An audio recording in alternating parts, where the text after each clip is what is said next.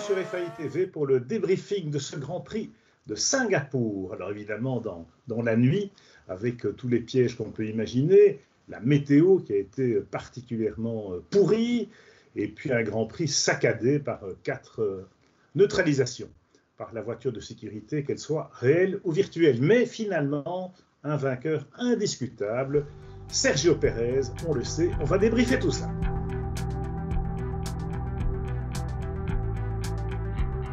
Alors cette semaine sur FAI, on s'était fendu d'un article un peu polémique sur le thème Sergio Pérez sur la sellette chez Red Bull.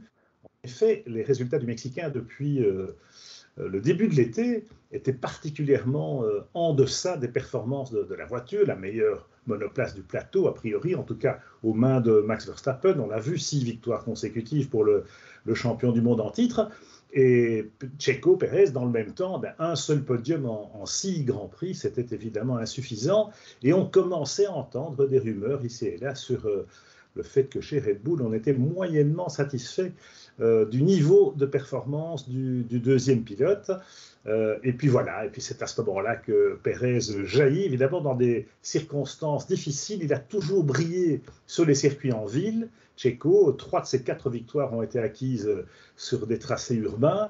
Et puis il a toujours été maître dans l'art de gérer les pneumatiques sur des circuits, enfin quand les conditions sont un peu délicates sur le plan météo. On se souvient des exploits qu'il avait réalisés, notamment avec la Sauber à ses débuts en Malaisie et puis en d'autres circonstances aussi chez Force India.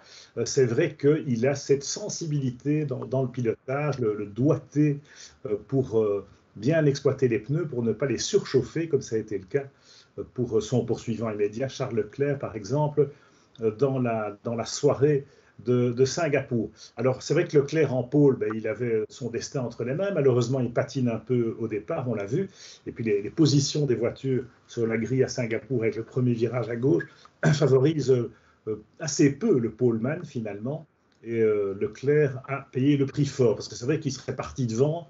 Il est probable que la Ferrari aurait pu creuser un écart, même si avec toutes les neutralisations, à chaque fois, le peloton était regroupé. Mais au restart, de toute façon, on voyait bien que même avec le DRS qui était intervenu très tard dans la course, évidemment, une fois que les voitures étaient chaussées de pneus slick, même avec le DRS, c'est un circuit où il est quasiment impossible de doubler à la régulière, ce qui peut paraître assez frustrant pour les pilotes, mais aussi pour les spectateurs, parce que finalement, on est resté un petit peu sur notre faim, malgré les pirouettes, les sorties de route, y compris des super champions, puisque et Max Verstappen et Lewis Hamilton sont partis à la faute, et tous les deux, évidemment, un peu frustrés, un peu sur le pied gauche, après des départs laborieux. Et voilà, ça ne peut pas rigoler tous les jours. Et donc, c'était le jour de Sergio Pérez. Ça va évidemment le relancer moralement avant une fin de saison qui passe notamment chez lui par le Mexique. Et Red Bull sera, on le suppose, bien content de pouvoir compter sur une deuxième voiture capable de ramener des gros points, même si on sait que pour les championnats, pour les 2 titres mondiaux, la messe est dite.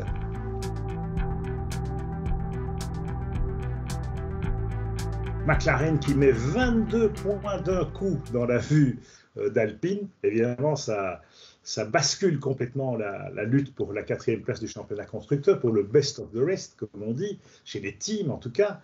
22 points d'un coup, c'est évidemment un jackpot à Singapour pour l'écurie orange. Les Bleus, eux, ont bu la tasse, alors évidemment avec un double abandon, alors qu'ils étaient très bien qualifiés, en tout cas Fernando Alonso, puisque Esteban Ocon malheureusement était passé un peu à côté de son sujet en Q1, mais Alonso avait un gros coup à jouer pour son 350e Grand Prix, excusez du peu, le vétéran des vétérans, le doyen des Grands Prix définitivement, Fernando Alonso, 41 ans, est toujours aussi vert. Alors il sera encore plus vert évidemment en 2023 chez Aston Martin, mais en attendant, il est passé à côté de gros points pour Alpine. Et pour l'écurie française, voilà, ça la met maintenant en situation un peu plus délicate, même s'il n'y a que 4 points d'écart avec McLaren, il reste encore 5 Grands Prix. Donc tout peut basculer également dans l'autre sens. On l'a vu hier soir. Maintenant, c'est vrai que avec les problèmes de fiabilité rencontrés sur les V6 Renault, il y a d'autres teams qui vont être confrontés à une fiabilité délicate de leur moteur turbo-hybride, parce qu'on est en fin de saison, c'est une longue saison, et que même si certaines équipes ont pris des pénalités volontaires parfois pour changer des éléments mécaniques sur les moteurs thermiques ou les turbos ou les accessoires, eh bien, on finit parfois par être limite, surtout dans des conditions aussi éprouvantes qu'à Singapour, où on sait que la chaleur et l'humidité sont particulièrement délicates pour les moteurs. Au championnat constructeur, on va quand même encore un peu s'amuser parce que, outre la bagarre entre McLaren et Alpine,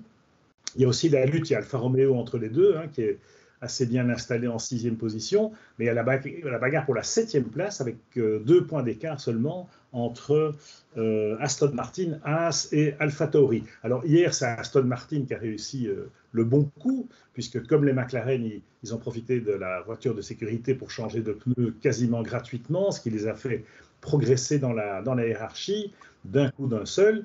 Et on a vu Lance Stroll et Sebastian Vettel ramasser des gros points pour l'écurie de Silverstone, ce qui les place maintenant devant Haas et AlphaTauri. Alors à l'inverse, Haas était plutôt bien qualifié avec Magnussen dans le top 10 et Mick Schumacher en 6e ligne. Et puis là, ils reviennent bredouille, malheureusement, alors que chez AlphaTauri, il y avait encore mieux à jouer, puisque si les stratèges de l'écurie de Faenza avaient été un peu plus clairvoyants, ils n'auraient pas fait rentrer si tôt leur pilote au stand pour changer de pneus, pour passer en slick.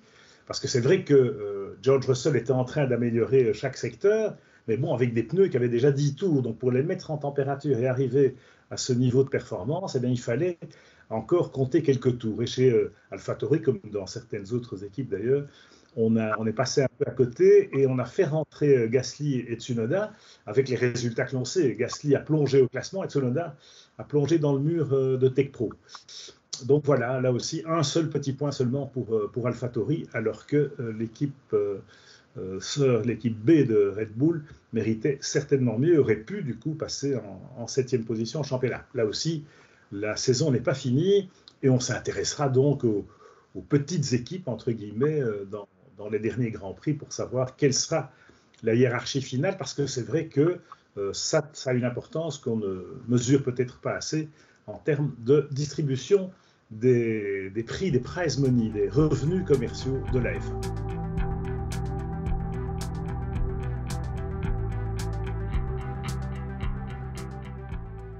Alors un petit coup de gueule pour finir, parce que franchement, attendre 4 heures pour savoir que Pérez prenait une pénalité de 5 secondes, on se demande ce qu'ils font, la direction de course, l'ami Freitas et les commissaires sportifs.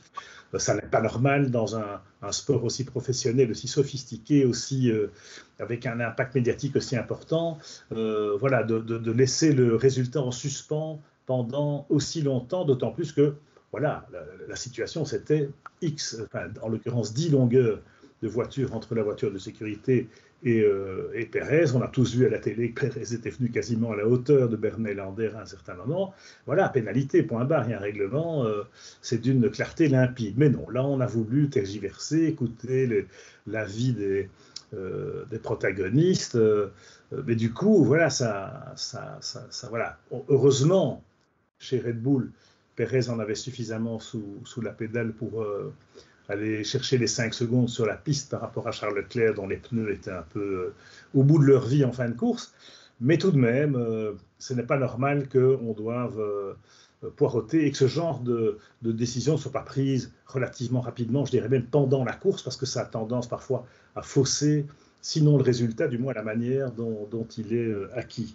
Et puis autre délai beaucoup trop long et insupportable, parce que là aussi, on ne peut pas remettre le résultat en cause aussi longtemps après, c'est naturellement la saga du cost cap, des budgets plafonnés, et du fait que sur 2021, il apparaît, selon les dernières rumeurs, comme on dit, que 2 écuries auraient largement franchi la limite des 145 millions de dollars l'an dernier, et en l'occurrence Red Bull en premier lieu, Aston Martin dans une moindre mesure. Alors Red Bull, évidemment, Ferrari et Mercedes sont vent debout pour dire, mais voilà, évidemment, on dépense 5, 10, 15 millions de plus que les autres, eh bien ça représente un delta de performance sur la piste, hein, ce sont des dixièmes au tour, etc. etc.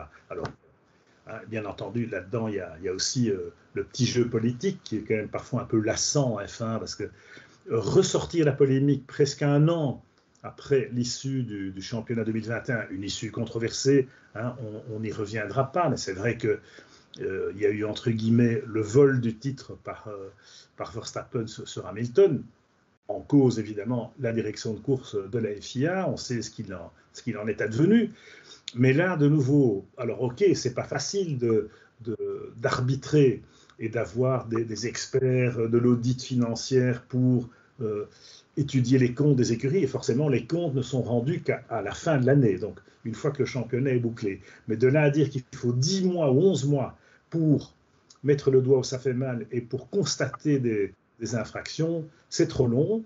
Alors même si ça n'est pas facile, c'est trop long, et en tout cas, revenir en arrière, par exemple, sur le titre mondial de Verstappen en 2021, ça la foutrait vraiment mal, même si on l'a tous eu mauvaise, ou presque, en décembre dernier, à Abu Dhabi. Voilà ce qu'on pouvait dire dans cette nuit de Singapour. Et puis on se retrouve déjà le week-end prochain sur le formidable toboggan de Suzuka, le circuit préféré des pilotes en termes de pilotage en tout cas. Et donc on va s'y régaler. À la semaine prochaine.